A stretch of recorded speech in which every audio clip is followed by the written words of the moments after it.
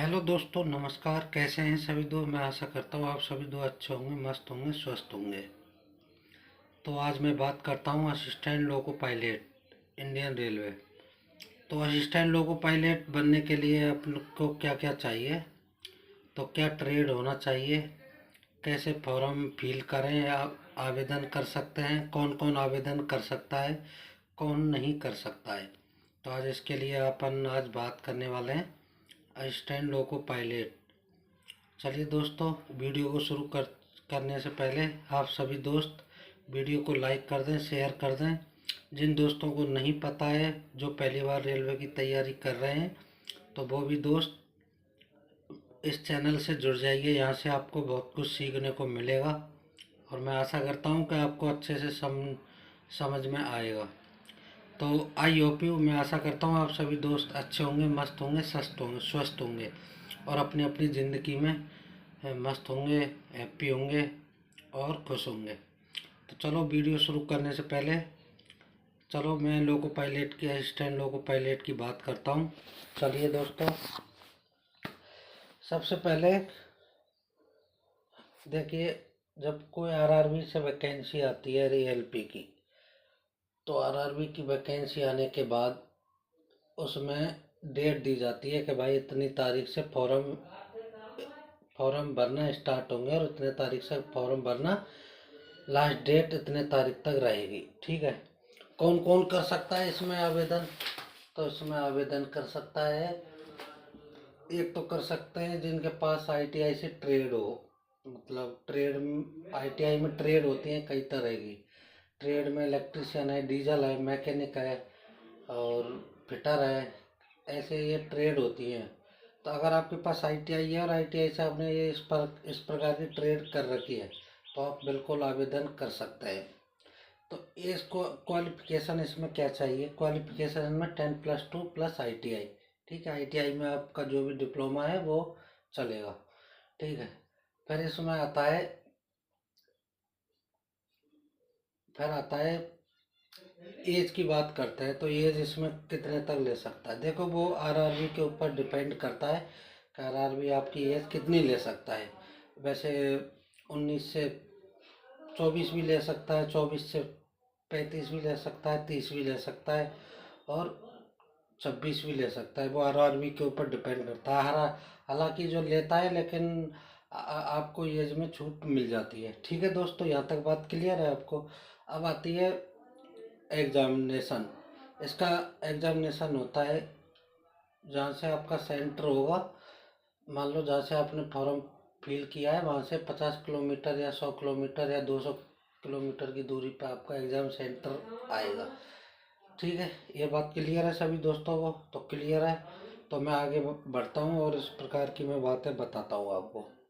तो सबसे पहला जो एग्ज़ाम होता है CBT 1। CBT 1 में आपको पता है CBT 1 में क्या होता है? CBT 1 में होता है math, reasoning, GK GS, current affair जो भी है वो सब कुछ होता है। CBT 1 क्लियर होने के बाद आप स्टेज आता है CBT 2, मतलब स्टेज स्टेज सेकंड। इससे स्टेज सेकंड में पार्ट 2 होते हैं, पार्ट ए और पार्ट बी। ठीक है दोस्तों, क्लियर है? क्लियर होने के बाद CBT 2 में आपके दो पार्ट होते हैं, पार्ट ए और पार्ट बी। पार्ट ए में वही मैथ, रीजनिंग। इसमें पार्ट ए में GK GS नहीं आएगी, इसमें आएगी वर्कशॉप, कैलकुलेशन और इंजीनियर ड्राइंग, साइंस, ये आती है। ठीक है। और फिर आती है पार्ट बी, ट्रेड की बात करते हैं। ट्रेड में आता है आपका क्या? ट्रेड में आता है आपका ट्रेड में आता है पार्ट बी में आती है ट्रेड। जिस जैसे आपने ट्रेड कर रखी है किसी भी प्रकार से, जैसे आप फिटर से हैं तो फिटर वाली ट्रेड आएगी। जैसे डीजल है, डीजल मैकेनिक है तो डीजल मैकेनिक की ट्रेड आएगी। जैसे डीजल इंजन है, इलेक्ट्रिकल इंजन है तो इलेक्ट्रिकल की ही जो इंजन होता है उसके जो सिस्टम होता है, इंजन से प्रोसेसिंग होता है, कैसे चलता है, क्या प्रोसेसिंग होती है, वो पूरा ट्रेड में पूछ लिया जाता है। ठीक है दोस्तों, यहाँ तक बात क्लियर है सभी दोस्तों को? तो और फिर आता है स्टेज 3, CBT 3। CBT 3 में क्या होता है? CBT 3 में आपको होता है साइको टेस्ट। साइको टेस्ट का मतलब हुआ मेमोरी। मेमोरी में आपके 5 तरह के टेस्ट होते हैं। ठीक है, अगर आप CBT 3 को क्वालिफाई कर लेते हैं, सो क्वालिफाई करने के बाद अगर आप करते हैं,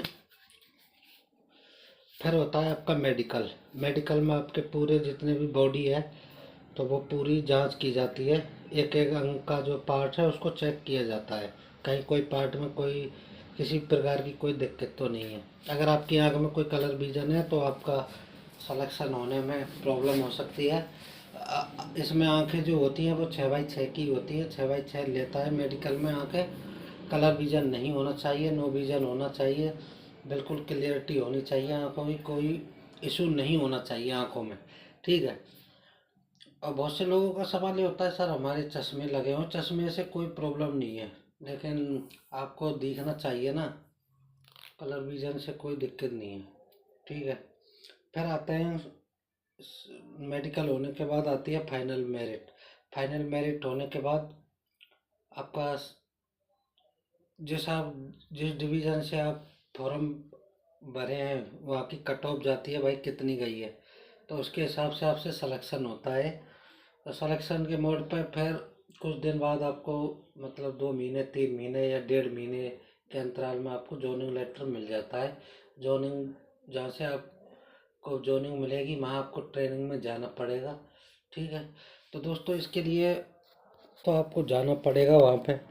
देखो दोस्तों, मैं कुछ कुछ क्वेश्चन बता रहा हूँ आपको जो ट्रेड में आते हैं। किस यंत्र का उपयोग ACDC धारा मापने के लिए सुगमता से किया जाता है? चल लोह यंत्र के लिए किया जाता है। धार मापी को जोड़ा जाता है श्रेणी क्रम में। सामान्य प्रकार का वोल्ट मापी मापता है AC का, RMS का। तो ठीक है, ऐसे ये ट्रेड के क्वेश्चन होते हैं, जो इस प्रकार से ट्रेड के क्वेश्चन होते हैं जो कि मतलब आपको वो करते हैं। ठीक है। अब देखो, वेब बाइंडिंग में समांतर पथों ए की संख्या कितनी होती है? 2 होती है। ये ध्यान रख लेना, ये रेलवे ने कई बार पूछा है ये क्वेश्चन। एक इलेक्ट्रॉन को व्यक्त किया जाता है 1 डिग्री के द्वारा।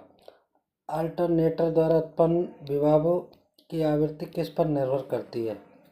ठीक है दोस्तों, ये किस पर निर्भर करती है? ये करती है पोल्स की संख्या तथा घूर्णन की गति पर। DC जनित्र का प्रचालन सिद्धांत है फैराडे का विद्युत चुम्बकीय प्रेरण। अल्टरनेटर के रोटर को किस धारा की आवश्यकता होती है? DC की। अल्टरनेटरों की रोटरों में कितने रिंग होते हैं? 2 स्लिप रिंग होते हैं, ध्यान रखना। जनरेटर जो रोटर को DC सप्लाई देता है वह कहलाता है उत्तेजक। जनित विद्युत वाहक बल की आवृत्ति किस पर निर्भर करती है? अल्टरनेटर की गति और अल्टरनेटर की ध्रुवों की संख्या पर। यदि सप्लाई के कोई दो फेज आपस में बदल दिए जाएं तो मोटर उसी दिशा में चलेगी, उल्टी दिशा में चलेगी। तो लेथ ब्लेड किस धातु से बनाए जाते हैं? ढलवा लोहा। 3 जॉ चक का दूसरा नाम क्या है? सेल्फ सेटरिंग चक। चक की बॉडी किसकी बनी होती है? कास्ट स्टील की बनी होती है। एच टाइप हेलिंग्स एंगल कितने डिग्री पर रखे जाते हैं? 10 से 13 डिग्री पर। ठीक है। तेल की विस्कोसिटी गर्म करने पर क्या होती है? घटती है। माइल्ड स्टील के लिए प्रयोग होने वाली HH ड्रिल का इंक्लूड एंगल कितना होता है? 118 डिग्री। ठीक है दोस्तों, ये ट्रेड के ऐसे क्वेश्चन होते हैं जो मैं आपको बता रहा हूँ। ठीक है, समझ में आ रहा होगा आपको। यदि फीड जेनी कैपिलर को कहते हैं ओल्ड लैंग। बैच 22 के जबड़े किससे बनते हैं? कठोर स्टील से। इसके स्क्रैपर किसको हटाने के लिए प्रयोग किया जाता है? स्पोर्ट्स। फाइल प्राय किससे बनाई जाती है? ठीक है दोस्तों, ये आपको, मैं आशा करता हूँ कि आपको कुछ ट्रेड के क्वेश्चन आपको सुनने को मिले, और हो सकता है मैं ट्रेड के क्वेश्चन यहाँ पे लाना शुरू कर दूँ आपके लिए, तो आपको बेनिफिट हो जाएगा ELP के एग्ज़ाम में। तो मैं सोच रहा हूँ कि ट्रेड आप लोगों के लिए कुछ क्वेश्चन में डाल दूँ मेरे YouTube चैनल पर। जो पढ़ने वाले हमारे जितने भी भाई बहन हैं वो बिल्कुल ट्रेड पढ़ने से उनको कुछ बेनिफिट हो जाएगा। और अच्छे से मेहनत करिए दोस्तों, एक ना एक दिन मंजिल ज़रूर मिलेगी आपको। मेहनत करते रहिए और किसी भी तरह से टूटना नहीं है।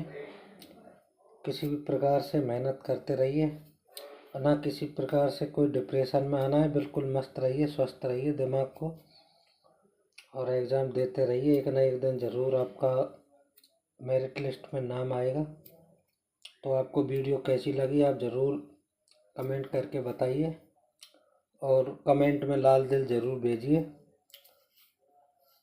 और ज़्यादा से ज़्यादा दोस्तों के पास शेयर कीजिए वीडियो को, जिससे और लोगों को भी पता लगे कि लोको पायलट की तैयारी कैसे करते हैं। ठीक है दोस्तों, तो मैं इसी के साथ आपसे विदा ले रहा हूँ। मिलता हूँ फिर नेक्स्ट वीडियो में। इसी प्रकार की वीडियो देखने के लिए और जानकारी पाने के लिए हमें फॉलो करें और हमें सपोर्ट करें हमारे चैनल पर। जय हिंद, जय भारत, जय जय इंडियन रेलवे। आप सभी दोस्तों का दिन शुभ हो एवं मंगलमय हो। आप हमेशा स्वस्थ रहें, मस्त रहें, स्वस्थ रहें। Thank you all my friends, my YouTube family. Thank you.